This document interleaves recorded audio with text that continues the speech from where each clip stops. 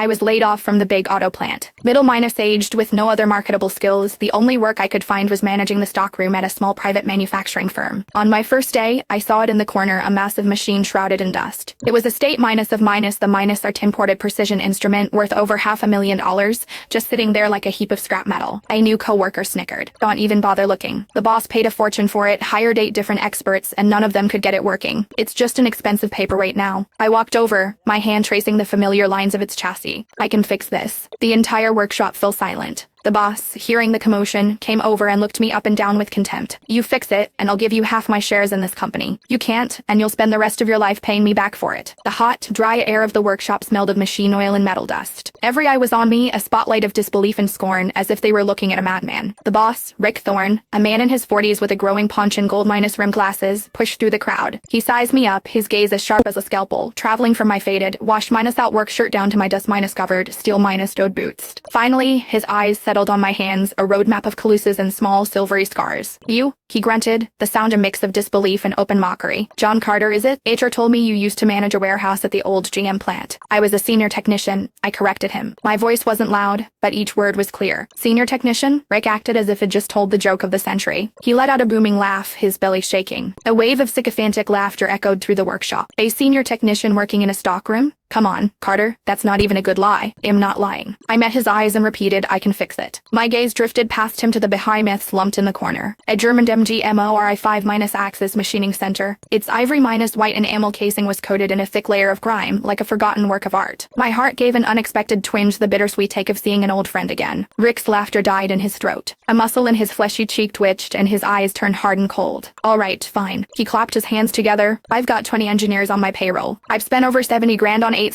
called experts and professors, and not one of them had the balls to say what you just said. He stepped right up to me, his stubby finger nearly poking my nose. And you, a new stockroom guy, you're telling me you can fix it? I didn't flinch. Done. He threw his arm out. Well, make a bet, right here, right now. You get this machine running, and I'll give you half of this company. Well, drop the papers, sign them on the spot. A collective gasp went through the crowd. Half the company. That was millions. Rick's eyes turned vicious, like a cornered animal's. But if you can't fit it, or if you break it even more, he gritted his teeth, his voice a low growl. This machine cost me $500,000. You'll be working for me for the rest of your life to pay it off. The workshop was dead silent. Even the whirring of the fans seemed to have stopped. Boss, don't waste your time with this idiot, the shop foreman said, trying to smooth things over. Yeah, Rick, HES just trying to make a name for himself. Rick ignored them, his eyes locked on mine. You, in or out? An image of my wife, Sarah, her face pale and thin, flashed through my